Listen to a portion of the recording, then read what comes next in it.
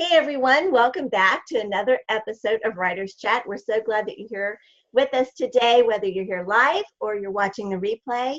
If you're watching the replay, I do want to extend an invitation to have you join us live every Tuesday morning, 11 o'clock Eastern. We're here talking about writing, about writers, all things writerly. You can get it here.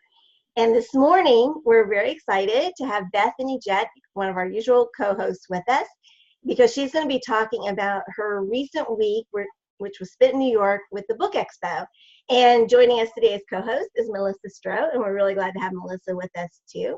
And Jeannie Wise isn't here because she's got a new grandbaby. So congrats to Jeannie for that, and she's wanting to hold that baby today. So, okay, Bethany, we're just going to turn it over to you so you can tell us all the wonderful things that happened in New York. Okay. I definitely want this to be interactive because there's so much, and I want to make sure that this is really a lot of value and takeaway, like in the chat, for the replay, for everybody watching. I don't just be blabbing because I'm a little bit asleep.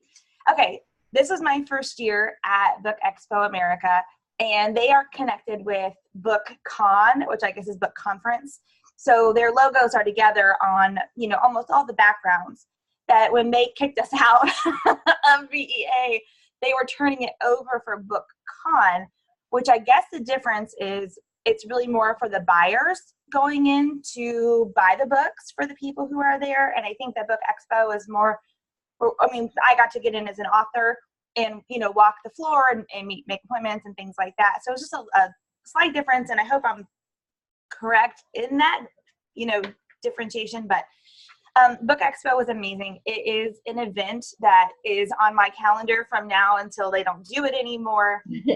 It's general market. It's mostly general market. There were Christian publishers there though, and just to see how this industry is so much bigger than I thought it was, and to see how other authors and really other publishers, a lot of the sales team from publishers were there, some editors. I mean, this is a serious business, and I think how lucky all of us are to be part of it. So I really am going to need some direction on where you want me to go with this. I've got, there's just so much. I took two classes. So they have classes, and they had two marketing classes that I was able to go to. So that maybe we'll say that towards the end, I guess, because I probably won't stop talking about that. But my impressions of the class were that I think sometimes we set ourselves short on what we're supposed to be doing when it comes to selling our books, no matter how they're published. And yet in the room and the energy and the panelists who were, hey, Josh, the panelists were all people who owned bookstores, and they were the ones talking about the marketing campaigns for the authors and how they tailor them for the book. That's a lot of books. That's a lot of authors to handle when you're running a bookstore. And yet they were so passionate about it.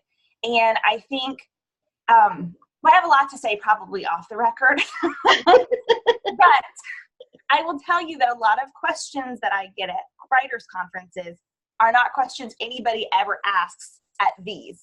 They were all the givens, and people were looking at like the next thing. Like, it's understood that we have to use social media. It's understood that we need to build an email list, and they're digging it more into the hows and whys. It wasn't a question of if. And then the other thing too was one of the ladies said, sometimes authors will come in with a small platform and they're discouraged, like when they're trying to partner with the bookstore. And she said, there's my best friend. Hey, I'm sorry. Kyle, it's his fault. It's always his fault. It was Kyle Young's fault. I have proof. I was on film with him. Hi. Hey. I'm so excited that you're here because you have the book. I brought stuff down. Yay, hi everybody. We have Hey, Michelle, glad you're here. I am too. So my final thought on the marketing, because I think that could say till in, was she said that you have other interest. You have like, what specialty interest groups are you part of that aren't on social? So people look at their platform and they automatically think social media, but there's so much more to that. And we talk about that in our proposal section with our clients, that maybe we don't talk about that enough. because we're afraid it's going to give people an excuse to not build social media. Right. So that's kind of my thoughts on that. But I took 2 like pages of notes on digital marketing campaigns and super excited. So I'm so glad you're here. So I was thinking, why don't we start off talking about catalogs and like why it's important to look at catalogs from the publishers, because they have them sitting out and you can look at them online. And then maybe start talking about meetings and things. Sure. And then we can show some copies of books that we got to stand in line for, like what was like popular right now. And then Kyle and Michelle Kyle had meetings, like he didn't even get to walk the booth. He was in meetings. His agents were in meetings off campus and on campus. And we would just, it was like fly by night. Cassie and I were like, hey, I'm going to be an ATM. I mean, it was just craziness. And we really didn't get to connect. That's why we spent 8 hours at a coffee shop that one night, because we hadn't talked in like 3 days. We were like, okay, so what happened? I know you met with them. Oh yeah, I forgot. But we had to regroup and tell what happened because there was no time. There was no time. The floor was open the first day from noon to 5. Really 1 to 5 once you got registered, and then we had several book signings in a row, so that takes up a couple 3 hours. And then the next day it was 9 to 5. That was the biggest day, and then it was 9 to 3. And really at 2 o'clock it was like the locusts came and they started giving away books, so it really shut down about 2 o'clock. Wow. So there wasn't that many hours to really be on the floor. So you wanted to make the most of every minute and just walk and absorb and look at what the trends were and who was doing what, and pick up as many catalogs as you could that you could actually managed to get on the plane that wouldn't make your suitcase too heavy.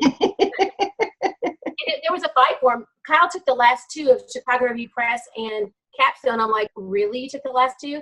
And then he said in a video that he left some of them in the hotel room. I'm like, I'm going to kill him because those I wanted, they were out. They're like precious gold. They are. I got them last year, and I still have them from last year, and I studied them.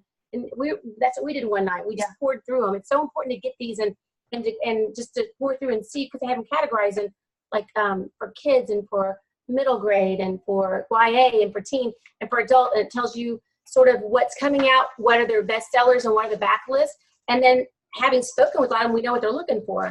So it's almost like have you ever been to a writers conference? They have a panel and someone MCs it and they'll say, what are you looking for? It's like getting that at every single publisher. It's incredible. So you can go online and order. You get to pay shipping usually, but I would suggest that if you haven't been to one of these shows, to go online and order these catalogs, because they're gonna change how you approach and who you approach with your work. Yes, and what we're gonna start doing we said we're gonna start doing is maybe creating, if we have like maybe 2 or 3 publishers that we know we want to send a specific project to, which is kind of like what we've been brainstorming the last 72 hours. Yes. Is okay, so and so is interested in these kinds of books, is going back online and through catalogs if we have them, and coming up with comp titles specifically from their list to include in the 5 that we send, and maybe like shifting it a little bit, like, okay, so Kyle's our agent, so you would do this with your agent as well, or if you're submitting by yourself, you could do this too, and say, okay, this is the one that we want to go to HarperCollins, this is the one we want to go to Tyndale, this is the one we want to go to who is this? Triumph, and making sure that we're kind of honoring them in that way, to show like, listen, we know that you have books like this. And I think I'm going to start even creating a blurb under the comp section, if I specify, like personalize it, kind of like you would do at a pitch session at a writer's conference when you're pitching magazine articles, and saying, listen, I know you've had titles, about this topic, and extra comps other than that, but like, here's some titles that I know came from your line, just because I think that makes it a little bit more special, and it shows to them you've done your research. I always say that when I'm teaching classes about freelance, it works the same way both in books and in magazine articles. When you are creating that query letter or that cover letter to go with whatever you're trying to pitch, I always say in the second paragraph of that, after you pitched your project in the first, the second paragraph of that, you should always talk about the reason why my book or my article is going to make a perfect home at your publishing house. Here's why, and mention past books that would be in that series. So if I'm proposing a biography about Amelia Earhart, and they've already done a lot of biographies about strong women throughout history, I can allude to that and say, I noticed that you're still putting out wonderful biographies in your Women Through History, and I believe this would be a great addition. Now, they may already have one in the works, but I don't know that, and they'll, at least by looking at that, they'll know I've done my homework. So my foot will get in the door. It'll probably get to the next editor just because I have that in my second paragraph. Yes. All right. So as Kyle was in meeting. Michelle and Kyle were in these amazing meetings the very last morning. So I got a chance to kind of go through and see. I was just trying to grab like catalogs or books and things, you know, from the publishers. And Scholastic had already left, but they left their catalog. And then this one sheet about what is diversity in publishing, and I can't find mine. So it might be upstairs. You know what I'm talking about? That one paper I'm talking about? I don't know if I have that. So I'll take a picture of that when I find it and put it in the Facebook group, because when I think of diversity, I usually think of ethnicity. That's the first thing that comes to my mind. Mm-hmm. And yet they were saying, that was one of the subcategories when it was talking about like discrimination laws. You know, they'll cover like all the different ways you can't discriminate. They had all those things underneath in like a second or third sentence. But like, for example, at the bottom they have a key at the bottom of their catalog down here with all the different kinds of book topics. One of them, like social justice, would be like a diversity topic for them. Race and ethnicity, of course, but then this is the interesting one. A physical disability, mental health, but then neurodiversity and neurodivergence. And so a lot of these companies are talking about psychological issues and looking for those kinds of things. So I'm thinking anxiety or I almost lost my brain. Autism. We're seeing a lot of books about autism in here. And then with Platt Lit, so Michelle and I own a company called Platinum Literary Services, where we specialize in specifically nonfiction, although we're bringing in a fiction specialist right over there. This one right here. Bringing in fiction specialist because we don't know how to do the novels. Because Michelle and I are nonfiction girls. Yes, we don't know how to do that. So we mainly do nonfiction, but we do proposals and editing and things. That's really what we do. But then we also, when our clients sign with us, we also pitch for them. So we were able to sell, we think, 4 books for maybe one client. For total, but 4 for one client, yeah. Here, and all she had done was she did a strategy session with us. It was an hour. We talked about her projects. We kind of gave her some ideas, but we were like, you know what? Let's see if we can sell this puppy. And that's great. The funny thing is, we had just had a 40-minute meeting with the publisher, and it went amazing. We probably sold, I think, 6 or 7 books at that one meeting for us and then for clients. And then as we're walking back the floor, we see Kyle coming this way. And it was one of those like yelling at each other across as we had to go. And we're like, hey, we think we sold so-and-so's book to so-and-so. Sorry, I can't help the name, so that's weird. And he looks at us and he's like, well, I think I sold the novel to this publisher. And we had sold the nonfiction or pitched that. And we're like, at the same time, we're like, that's amazing. That's wonderful. So we've come home and talked to her, and now we're coming up with a game plan, like which books do we do first? What other publishers do we send these out to? Like you might be in work for the next 5 years. And that's the thing, is like I have a good friend named Wendy Lanier who's on a cruise right now, so I'm trying not to be mad at her. But she has a book that's amazing. It STEM's really big, and she has a STEM book that she probably already sold. I mean, we don't know for sure. They've requested it. But no, there's been no contract signed, which means until there is ink on that dotted line, it is not sold, as we all know. Right. So here's the thing. There was a couple places I pitched her, and 2 of them wanted it. And she's like, oh, it's already gone to this other publisher. I'm like, so? I mean, it's not like they've got exclusive rights. What if you get a bidding war? And she's like, never thought of that. I'm like, well, I thought of it, and I pitched you there. So you have to always think about, you don't want to put all of your eggs in one basket. There could be 2 or 3 publishers, like we're talking about diversity in Scholastic. Yeah. Well, Charles Bridge has 7.5 pages of books that are just in what they call, their section is called diversity and culture. Mm-hmm. So your book might be fitting in several of the publishers. You need to send it to all those places and see who gives you the best offer, or the one you feel most led to publish with. It's not always about the most money, but it's usually about the most money. I mean, it is. But you want to see which one maybe you have a better fit with. So like in this one, in Charles Bridge, and these are just some of the children's catalogs that we grab. But Charles Bridge, the thing I liked about this company, they do 750 titles per year. Wow. Like, it's a huge company. And they do a lot of work for hire. So if you're trying to get your foot in the door at a company, like maybe you've been wanting to do children's, but you have heard that the market's closed, you can't get in, this is a great way to get your foot in the door, because they will take a chance on new writers by letting them do some work for hire. And you have to put together a CV and a writing sample and send to them.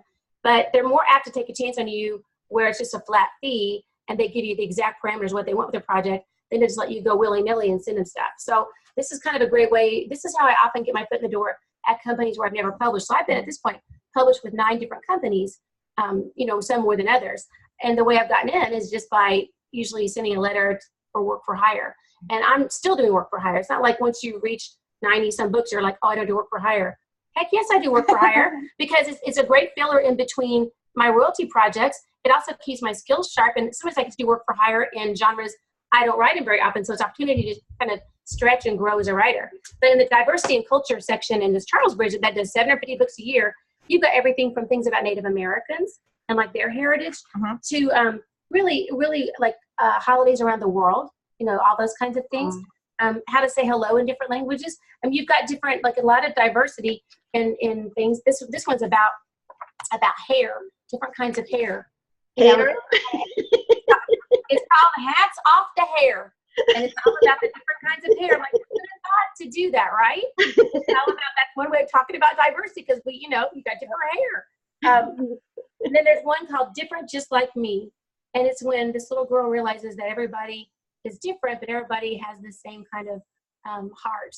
And when they, and it's just about kindness, but it's about understanding other cultures and other people. And then, now let me tell you, there's a whole lot of books out there and they were being celebrated and spotlighted and signed and revered and worshiped about transgender and identifying with whatever you want to identify with. There was a lot of those out there. And we go to New Booth and we'd be like, there's another one. And that is a huge trend. Obviously we're not going to jump on that bandwagon, but it's good to know what's out there. But I think part of that is in this diversity and culture and all these different catalogs. Every single one we pick up, we could show you this. It's all about acceptance.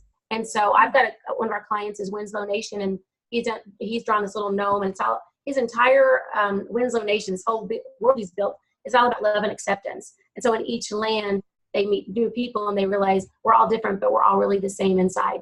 And so I think that seems to be kind of that noodle thread that runs through everything right now in publishing, especially for children. So, and then there's always things, the favorites are always there. The animal books, animal books for both little kids all the way up to adults are still in. There was lots of fun animal books. I'll tell you something I saw that was different I hadn't seen in a long time. You know how everything that's old is new again? Yes. So remember the pop-up books that we had? Okay. And then the kids are always ripping them apart. And they were like, no, don't touch. You can never let the kids touch them because they'd be like ripping the top off. So they've come up with a new way that makes them more durable. I was like, they are genius. And they're like, it's almost like this whole world pops up. And I wish I could remember the company that I saw, but Connor walking past the road was like, hey, that was the coolest thing ever. But it kind of like, you open a page and it sort of emerged. It was almost like, and it was, you couldn't really rip it. It was really like almost like board book stock. I'm like, okay, I know that took some dough to invent. And then in that same booth, they had all these different animal books. And, we love like when you get to lift the flap. But these were, it was like die cut. There was it was thick board book material, and it was cut into 3 sections. And so it was called the Barosaurus or something. I don't know, something saurus. But it was basically all these different animals combined with different dinosaurs. So if you looked at this part, you could have like a bear's head on like a T-Rex's body with like a dog's tail. And it was like, would kids not think that was the funniest thing ever? So you could have all these different combinations of animals just because it was hilarious. And then at the end, it actually had some back matter about, okay, so what are we really talking about? So they listed the real animals and told you how to maneuver it to get them. I thought, okay, I wish I'd thought of that. That's the coolest thing ever. It really is. So there's not only been lots of, I think trends are kind of serious, with some of these serious, but there's also just some fun things. So I think no matter where you fall on that spectrum of writing, there would be a place for you in publishing. And we not just children's stuff, because not everybody writes children's. We brought some other books that like this was one. What is it? It's called Michelle and Milan. Oh, Michelle. I was like, I'm Michelle, not this Michelle, but First Lady in the new era. And it's actually kind of, we met the author of this. It's got pictures inside. It talks about their first meeting, when the first ladies meet. Remember, that was a big thing on all the news channels. Look at their body language. You can tell they don't like each other. It was like, whatever. But no one ever knows what happens, because when the sitting first lady takes to be first lady, what do you call that? The elected first lady through the White House, no one's allowed to go staff or anybody. Just the two of them walk the halls of the White House. Yeah, it's like their own private It's like this hallowed time. And so this author, it's brilliant, walks through history of the ones, so you don't find out they really hate each other's guts till like 15 years later, like when one dies or something.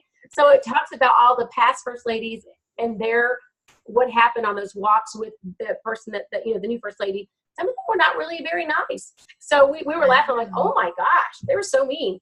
But so we won't know about really what happened, but she tells you kind of everything that we know up to this point.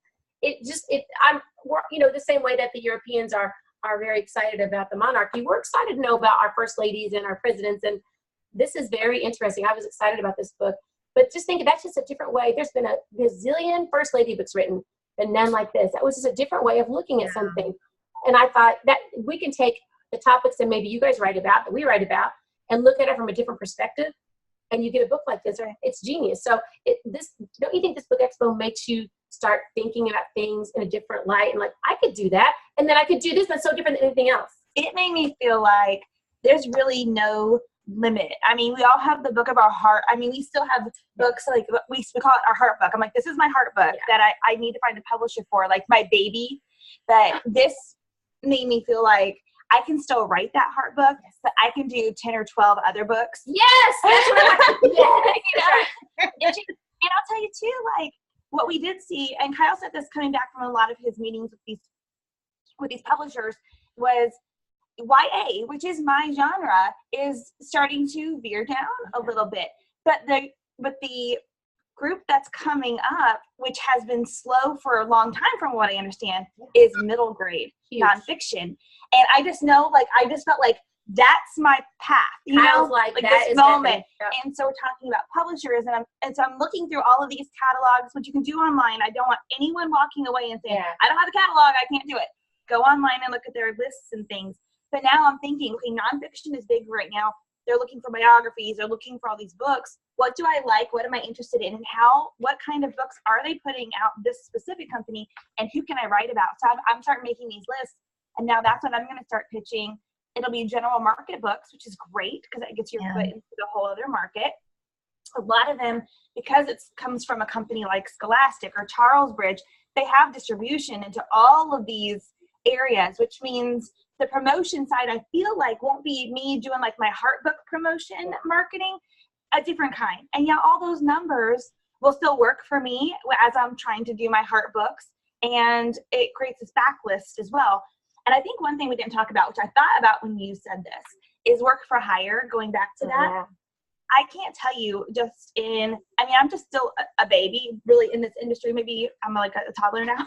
You're the terrible two stage right now. That is like, just watching how Michelle, who's been in the industry and made these relationships. I'm telling you, Kyle said it at the, when we had the Serious Writer Awards, he said at our table, this is a networking business. This is a connections business. And I'm watching that come full circle because Michelle just treats everybody she's always great with them. She makes friends with them. She does a good job for them. Like, she works hard for them. And what I've been watching over the last couple of years are people who grew up with her in the industry. Like we always say, find those people. They might now be like the heads of departments, and because she did work for them maybe 10 years ago and did a good job, they're so excited to see her at these events and things. And it's almost like, let me have what you got, And it's amazing. And so like doing these work for hire things, like doing them well, I'm excited to start doing these for that reason. Part of the reason, to get the backlist, to be able to write some books that I like and I'm passionate about, but then also being able to move out of CBA, Christian booksellers, and start making relationships with ABA, because honestly, their reach is so much more vast sometimes than this, and you can do both. And I think that's what I'm really walking away from here. We don't have to, nobody at that expo was like, oh, you just do this one thing. It was like, you could do lots of things. Isn't that so freeing? What you just said. It's not like, sometimes in CBA, because it's a smaller pool, we all know who's known for what, and like, oh, you only do this or you only do that. No one says that ABA. First of all, they don't really know you from Adam. So, they don't, unless you're like one of the big six in their company or something. But they're open to whatever. One of the people we met with at, I think it was Charlesbridge. They're all running together. No, it was Capstone. Michelle Blisson at Capstone. She's one of the New York editors, and she's well known in the children's industry for just being like a no-nonsense kind of gal. I mean, she's a little bit intense, and so if she speaks, you're always like, you're afraid to talk to her, but she's actually one of the ones that's very personable. And so I was talking to her about work for hire for Capstone and some of the things that they do. and we were talking just about our backgrounds, making that personal connection. And she's talking about how she went to journalism school in the Midwest. She said, "Are you still in the Midwest?" "Oh yeah, I'm still a Hoosier. I went to Northwestern." I'm like, "I got in Northwestern, but I didn't go because I married my high school sweetheart, and he was at IU." And she's like, "Well, we make our choices." Like we really just had this because Northwestern's like the best journalism school still in the whole world. And so, I found that no matter where you would go, if you sat down, you could always find something to have in common. Yeah. To find that human aspect, so that when you send something, and you're not doing it just to be a schmoozer. I mean, that's a benefit of it, and I'm pretty good at that. But it's I mean, it's been a lot of years of practice. But it's not. That's not what you do. You do it because you're like, let's, there's something here we can talk about. So that when I send my stuff in to her, Michelle will remember me, like, "Hey, Midwesterner," like it's kind of making that connection that you don't always get just through the mail. That's why it's important to go to some conferences and shows, and to not always just swim in the same pool of water. Go over to ABA pool as well, so that you can meet some new people and make some new connections. And then it's true what she said. We walk in the halls and somebody would holler my name. I think, I don't know anybody here. And God's hand was all over Michelle. Crazy. If you've ever had an experience in your life where you just felt like everything you touched turned to gold, right? That was Michelle at this, but that's why I watched it happen. It was definitely like a out-of-body experience. When God's favor is so big. And it was like it was the random times it seemed like big things happened at meetings, but there were 2 instances I know of for sure where, she was in the right place at the right time. Kyle pulled someone over to her. It turned into a 30-minute meeting that may have changed one course of our company. That's true. And then another time, Kyle and I were waiting for her. I was trying to find her after my class. And, we're both kind of standing there, and he had to go to a meeting, and I'm like, I don't know what to do. And then so Kyle calls Michelle. I called her. She couldn't answer because she's in the middle of this very important, talk with someone. On the way to my book signing. Yeah. And Kyle called her, and about 5 minutes later, and all we hear is static, which was genius. I think this is going to be our new thing. If you can't get out of a meeting, you just answer the phone so they can hear that you're talking. You know what's going on. Yeah. So he's like, he goes, "Talk to someone. Let's go find her." And so that was clever. But that was also one of those meetings for Michelle that, like a publisher had. A publisher said, "This is what you have to do." Michelle works harder than anyone I know, and a publisher's like, "We need you to do this." So she's like, "Okay, I'm praying about this. I'm going to do it. I'll do whatever they tell me to do." And 30 minutes later, she meets this guy, someone she had met a long time ago, this, I think, joint meeting. And all of a sudden he's like, "I've got the answer." And I'm like, he's actually a national sales director for the group of people that I need to reach with this book. It was just, he used to be the former vice president of Worthy Publishing when I first got in there. And he took a chance on me, and so we became friends. He was Jonathan, the agent in CBA, Jonathan Clements. So there was all these connections. Wow. But I think there's so many lessons in what we learned at Expo, to study the industry, to study the catalogs, to just be who we are, to be lights in the world, and to just go forth and be Christian and make relationships, and then nurture those. And I think the biggest thing for people is, in this business there's not a lot of respect or honor. I don't know if that's true in every industry, but people are kind of cast aside after giving their life or their guts to a company. It's like, "Oh, we have somebody who's 12 now, just graduated. Have a good life though." And they're like, they're gone. And so, how do you feel when your identity's sometimes been kind of wrapped up in your work? So there's a lot of those people who have landed other places, but if you work with them and you can be like, "Oh my gosh, I worked with you and you made such a difference in my life." I didn't tell him that because I thought he could help me. I told him that because it was true. He took a chance on me to bring me into Worthy when I probably couldn't have got into Worthy because they were bigger than my other publishers at that time. And now Worthy's owned by Hachette, which is one of the big 6. So you're like, they did Harry Potter in England. That's who Hachette is. Like, that's but only because this guy took a chance on me. So I think it's important as we're in this industry, and we're all very tenacious and we're very driven and we've got goals, to always remember the people behind the business and to honor them and to just say thank you and just those, we do that to be good Christians and to let his light shine on us. But those seeds that you plant, you never know how those are going to be watered and grow later to be the one connection that you need to bring the sales in to get that second book with Tommy Nelson. Like, those are the things that happen all the time. And I think sometimes we don't even know that they happen because God lets them happen behind the scenes. We just happen to see him at Book Expo, and it really opened my eyes to the fact that what we do matters. It matters. It matters. We may not see crazy publishing this year, although I think we will. But it's what we're doing impacts other people, and I don't know, just we were kind of emotional. In fact, you were really emotional. Oh. We've been talking around the room, and I look over and she's crying. I'm like, why are you crying? She's like, I don't know. Just like so overwhelmed with God's goodness and with just everything. I was like, aw. I mean, it was just because it is kind of like smacking the face that that was a busy floor. And a year ago, I was walking without you because you couldn't go, and I was so sad. And then this year we're there together, and next year we'll probably be there signing. Like God just does stuff. So we're on a expo high at this point, trying to settle back down into like what you guys can do and take from our knowledge. I mean, yeah, we've just been talking, but I don't know. Do you guys have questions? Well, there are lots of questions, but I don't even know where to begin with them. I have to scroll back and see. So I'm going to start at the bottom, and if you have questions, we will try to get to them. Somebody asked about how do you get work for hire. I know I saw that question. Who's Wanda? Talk about that. Okay. That is, and it's different for different companies. So like this week, are we still in the week? Yeah, this week. Are we in a weekend? I lost my day. So this week we're gonna be going to Nashville for a few meetings before the series writer one day boot camp. Come on to boot camp one day. One day writers boot camp. That's it. And so we've got a couple meetings, and one of the publishers there, and a couple that we met at Book Expo, they do like women's fiction stuff, and they ask for a writer's CV with a sample or two. So if you don't have writer's CV, which is basically curricula vitae, I think is how you say it, it's like your writer's resume. That's something that you should be putting together so you have it when somebody asks for it. If you need samples, there's tons of samples online.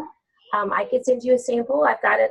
I won't send you mine because I don't know that mine's that special, but I've got Pete DePremio, who's probably, he's like amazing. He's like in the Sport Writers Hall of Fame. He's a big deal. And he lets me use his as an example. He's got one. But basically, you don't want to put, you worked at Chick-fil-A or something. You want to put in there that all the places that you've written and the awards you've won and the members, like if you're a member of ASA or all these, the fact that you do writer's chat, those things need to be in there. And that's how you get your foot in the door. You write a nice cover letter with that. And then you tell how that you like to be in the freelance pool of writers. And so then when they assign work in the next, little bit, you'd like to be considered. And that works across the board for children's all the way up to adults. And that's how I got my foot in the door at several places writing for like compilation books. That's, the compilation book I won the Save for this year was with Worthy, but that was the reason why I got into that wasn't because I had other Worthy books, because those were two different departments. It was Ellie Claire, and then Ellie Claire does great, beautiful different things. But Marilyn Jameson sent Ramona Richards Pope at the time to Blue Ridge, and she stood up and said, who would like to be involved in a nature compilation book, devotional book for, both my hands and feet went up. Everybody was like, everybody. And so then she said, well, then make sure that I know that you send me an email and that we'll send you the guidelines and you can like try out. So I always wonder how many people said yes and didn't try out. Yeah. I think I heard about the call out for that Just Breathe devotional out of it and just didn't do it. And that would have been my foot in the door. Vicky's in that, Michelle's in that. It's one of the most beautiful devotionals really I have ever seen. And I will tell you, I told Michelle, I will never again, no matter what is happening in my life, pass up an opportunity to be in one of those things. So that counts for you too. And it's gorgeous. It opens up the door. I had to learn a lesson, I think, and I wish it wasn't that book for the lesson. There will be others. There will be others. And so that's one of my strategies coming in and, trying to emulate, like looking at Michelle, what she's done. Okay, how do I break into some of these? A lot of people have done better than me, but you're right. But that's it. The compilation thing is great. So that's a great way to get work for hire is compilation books, and also like the Charles Bridge, they're wanting work for hire writers. So if you've got some children's background, you send your CV in with a couple of samples and say, I'd love to be considered to be in your freelance pool of writers. That's your key phrase. I'd like to be in your freelance pool of writers. So when they send out work, you'll be one of the ones they contact. That works with library publishers. That works across the board. So if you happen to see a series of books that they're doing in-house, somebody's writing them, and if it's not their staff, they're hiring freelancers, always look to the front or the back to see who contributed. If they're freelancers, that means you could be in the next one. And that's a company that you could contact with this little nice cover letter, which I call a pitch letter, and then your writer's CV and a couple samples of your writing in that genre. That's how you get work for hire. And once you're in, you're in. Yeah, and one thing we've been doing too is reaching out to publishers that we know. And I've just worked with a couple, but Michelle and Kyle, like, you just need to reach out and ask. And so I did. I just messaged them because you build a relationship. That's why during the process of writing the book, it doesn't stop at the book contract. Actually, it gets a little bit harder. And you have to make sure that you maintain that relationship with the publisher and everybody on that team so that, by the time the book is done, everyone's happy with each other. Like, they're excited about your book, because those are people you can reach out to later. They may move positions, and you can say, basically, listen, I've been ghostwriting. I've been doing these things. I'd love to send you my CV because in case you need writers for your house, I'd love to know. And honestly, I didn't really know what to expect. That's a little more personal form of rejection, I think, because you know them. Like, if they say no. Never thought about it that way. I was just you. Yeah. I was really scared because it's not a proposal they're rejecting. They're saying, we don't want you. Specifically you, we don't want. Right. But the response was really great, and I don't know if they, it was just like saying yes and then nothing's going to happen, but God can make those things happen. Absolutely. But they're like, yeah, send it over and we'll see. And I'm like, okay, I never would have thought about just reaching out to past editors or people that you're meeting at conferences, which is now writers conferences are even more than ever, and we've always talked about this, so important, because now you can go in, and what we're doing too is letting these editors and publishers know, listen, we ghostwrite, and we want to be part of your team there too. And let agents know, because sometimes, even if it's not your agent, even if you don't have an agent, not every agent has a lot of clients who do ghostwriting. That's kind of more of a specialty thing. So if this agent is a friend of yours, or even if they're not, if you just like meet him at one of the conferences, sitting around and talking to a 15-minute appointment, it's always good just to say, hey, I don't know if you guys do this or not, but I'm a ghostwriter and I would love to, there's a client that you get that's a great story, but they can't write themselves on a paper bag. I'm your gal. Just let them know that, And so even before I was signed with Heartline, when I was still with a different agency, it wasn't Kyle, it was somebody else there, messaged me one day and said, hey, I know you do ghostwriting. I've got this guy with a great story. He can't write. Would you be interested? The answer is always yes. Yes, I am. And she put us in contact. So then I was able to work with him, even though that wasn't my agent. So that happens all the time, but it's word of mouth. And I think part of the problem with work for hire ghostwriting specifically is that as a ghostwriter, you're kind of a ghost. Not everybody knows what you do. So the ghostwriting part is you can't reveal your clients, at least not in public, unless they give you permission. But you can let them know that you ghostwrite. So you don't have to be a ghost in that way. Let people know what you do. Put it on your LinkedIn bio. Put it on your website that you do this so that people can find you when they do their SEO searches. Somebody asked about, do we learn anything about endorsements? I think it was Josh. So talk about we were talking about we have a life lesson about endorsements. Is that what you're thinking? Yeah. Talk about that. So I'm going to get a Diet Pepsi. I'll be right back. Talk about that. We're so tired. I know we say that all the time, but oh my gosh. Okay, so this is actually a life lesson that we learned about a year and a half ago. So we had a client come in, and his platform and the people who he had to endorse the book, they were pretty big names. And we were like, oh, this book will sell. Well, we got the proposal, and we made the introduction to an agent who looked at it, and he said, the endorsements are great, but endorsements don't sell books. What is that person going to do for you and the platform instead of just putting their name on the book? Because anyone can take 5 minutes and put their name on the book, right? And now there are exceptions to this. Someone who has like millions and millions and millions of fans, an endorsement might be enough to get the book, or maybe if it's an academic book, an endorsement might be different. But for mostly like trade, what we're talking about. And so with our clients at Flatlit, when we go into the section where we're talking about endorsements, that's like right underneath of our main marketing section. Like, it's still included in there for us. And we give our clients a lot of homework. And one of those is, anybody that you want to endorse your book, that's not the only question you ask. You ask them, will you endorse it? Also, you figure out which social media platform or which outlet they have that is like their one that they're on the most and have the most following. Will you share this on Facebook? Will you send this to your email list? Will you put this on YouTube? Like, wherever they're at. When they email you back, chances are they're going to say that, especially if they know you, they might do all of those things. Once you have that permission, you can start adding their numbers into your borrowed platform. So like if I said, Mom, will you endorse my book? Will you show it on Facebook? Will you share it on YouTube? And she says yes. Now I have that I can put in the proposal, not only is she going to endorse the book, but she's going to share this to 300,000 people on Facebook. Like, those are her numbers. And, she's got like 50,000 on YouTube. We wish. She's got 50,000 YouTube subscribers she's going to share this with. And if they'll tell you their email list size, that's even better too. And she's got an email list of 15,000, and she's going to send out 2 email blasts. All of a sudden, my marketing section of my proposal jumped from what I can do in my numbers, which may not be that great, to borrowed platform saying, okay, my reach now is, and I add all those numbers up. And so the endorsement is great, but even better is what will they do for you? And then, you can use the numbers of those people to tell the publisher, like, listen.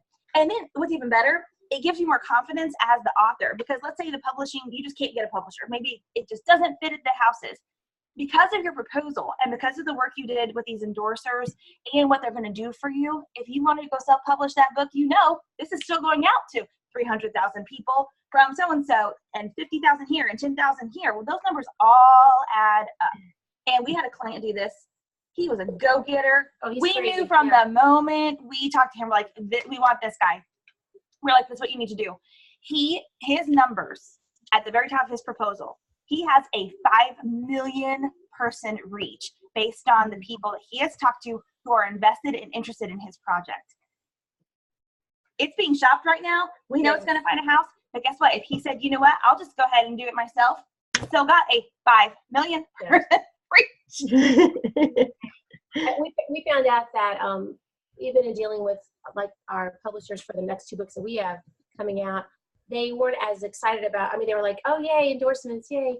And they were like, "That was nice," but they know that doesn't sell books. I've never bought a book based on somebody's endorsement. Have you? No, I never have. I might pick it up. I might if I know that. Unless it's word of mouth. Like if I know you like, okay, I'll take a look. But if I just picking up a book cover and I look at the back and there's like, people that I like even that have endorsed it, it might make me not put it down as quick, but I'm not going to buy a book based on somebody's endorsement, probably. They're nice to have, and I think you should always seek them. We always get them, tell our clients to put them in their proposals and things.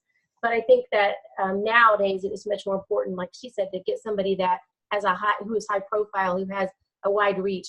So if your book is issue driven, find somebody, a celebrity or somebody who might then maybe champion you and throw you a bone and endorse it. I think that I use that. I pay a service, actually. It's contactanyscelebrity.com. And contactanyscelebrity.com, I've been using for years to reach out to people that you might not be able to just, look up their email address. So this guy, Jordan McCauley, who runs it, he has an electronic version as well as like an actual huge, thick book. I just use electronic at this point. Are you proud of me? I'm going digital. Yeah. And so I pay that service, and then I can get, like, let's say that my book has an issue with, autism. Well, maybe I want to contact the gal that's married to Don, the one that he got. She wrote a couple books. She's blonde. She's super cute. Yeah. What's her name? Jenny McCarthy. So maybe I want to reach out to Jenny McCarthy because her son has autism and she's been very vocal. She's written about it. Well, I don't just have her in my, in my cell phone. She's not in my contacts.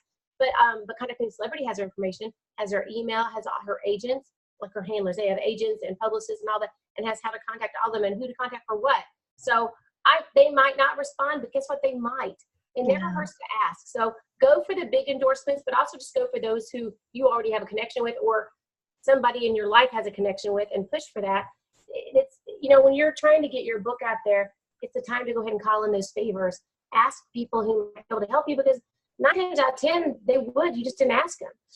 The Bible says we have not because we ask not. And I think that it's like a pride thing. I think, go ahead and ask. If they say no, that's okay. Yeah. But they might say yes, and then you might get a publisher because of it. So it's important to start to seek those endorsements early on in the process.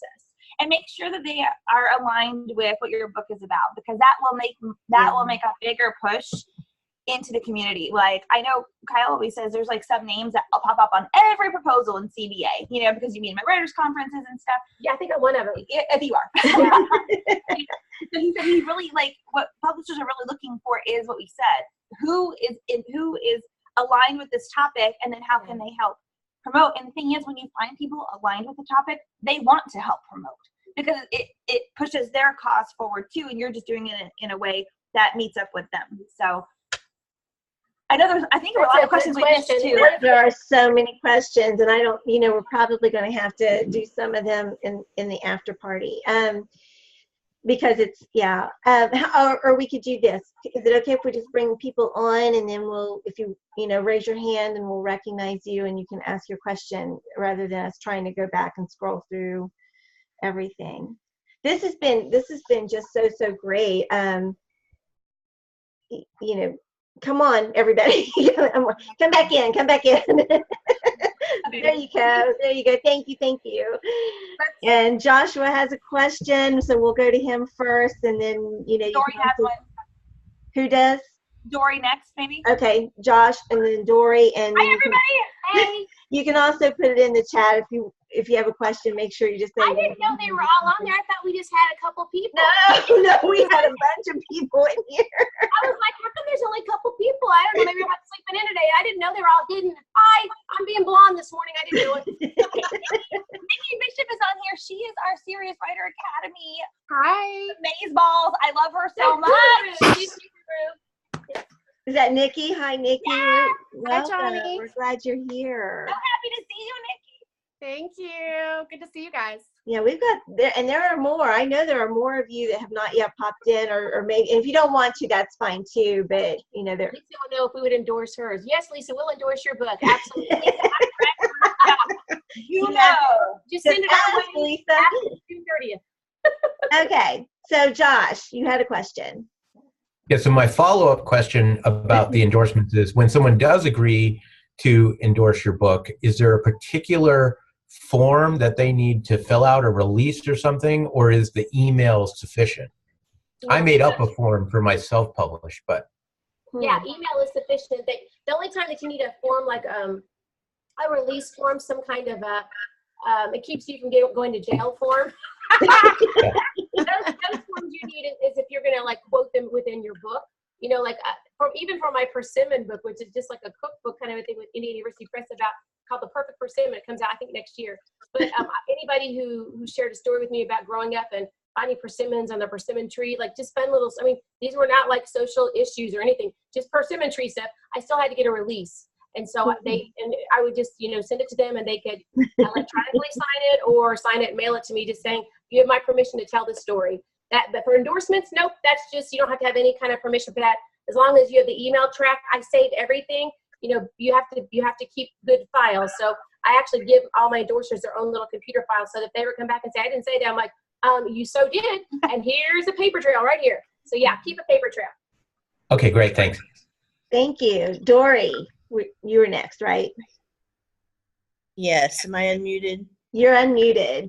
Okay. I have two family members who have great reach. My brother's on television and racing, and my niece has 130,000 followers on her YouTube channel for young adults and middle grade. Neither of those are my genre at all. I'm trying to figure out how to leverage my relatives and their reach, but it's not my genre. Is there a good way to handle that, or anything you can think of that would make that bridge? Okay, so without knowing about something like your proposal or anything like that, I would say find a way to connect the two, to bridge. Is there anything in common with racing or anything with a brother? I might say, who does he know that's also on TV where he can make an introduction for you? Yeah, that's good. And then with the I think your sister-in-law, you said, who has the big YouTube reach. If you're writing to women, they have kids who are maybe YA or middle grade age, and so I would try to find a tie-in there. And she loves you. She maybe say, I'll pop it on there just because. I was gonna say, sometimes just because they love you, they can still say, hey, I know none of you guys are probably gonna want this because it's for women over 30 or whatever, but you've got mamas and aunts and stuff, and I'm telling you, my relative's book is amazing. You're gonna want to share it. That's not as effective, but it's still, if there's no tie-in or anything, that's still something. You want to leverage those. We always try to find one theme, even if it's a fiction book, maybe your fiction book has something to do with lighthouses. And that may just be a couple things in there, but if that's the case, then somehow pull it out. If this person is, I don't know, works in a lighthouse, or, is a tour guide for lighthouses of the Eastern Coast, so those kinds of things. If you just find, even if it's a fiction book, you can find something in there to try to leverage it with something else. That's what we try to do. So maybe this person doesn't really, I'm not sure what you write, Dory. Tell me what you write. It's basically it's women's fiction. It's Christian women's fiction. Yeah. No drivers in your women's fiction, huh? No, but I could sure write one in. Oh, I think I will. I mean, really. Boyfriend maybe who was a race car driver. That is a really good idea. There is a love interest, and I know all about racing, so that's a good thing. Bethany, Thank you. Dory could also have her reach suggest it as a gift for the woman in their lives. Oh, absolutely. That's good, like on Mother's Day or any kind of thing like that. With Dale's Dugout Devotions, which is not it's right here. Yeah, we were helping him with his book signing, and what is it? It's in here. There it is. Dale's Dugout Devotion, but we were helping him with his book signing, like standing out there. I said I wanted to say peanuts, popcorn, get your meal. I felt like I was doing that. So we were like Dugout Devotions, and so women walked past, and there were some they were walking past like in their 7-inch heels and like their leopard outfit, and I'm like, they may not be baseball fans, but they might be married to one. They're like, hey, are you into baseball? And most times they're like, no. I'm like, but you have a dad who is. It's almost Father's Day. How about getting it personally signed to them? Oh, yeah. They go right in line. So there's always somebody in their life that would like the books. That's a great tip. Oh, by the way, just plug for Dell. His book, Dugout Devotions, hit number 68 on Amazon. Wow. Yay. It actually went above Tim Tebow's book. What? Wow. I know. We're so proud of him. And I always tell him it's because I did 3 of them in here about Zip. It's because my Zobrist ones. That's why I wrote the Ben Zobrist. We like to give each other a hard time. So I'm like, that's why it did so well. Because you included, I want to pound his head because he beat me at the say list. So it's okay. Do we have other questions? Anyone else? Good. Okay, we're stay around for the after party. Again, we want to thank everybody for watching. Thank Michelle and Bethany for sharing about Book Expo. And I know there's just so much more that they could talk about. We talked about this before we started recording, so I do want to say part of what they did at the Book Expo was give a excuse me, my voice.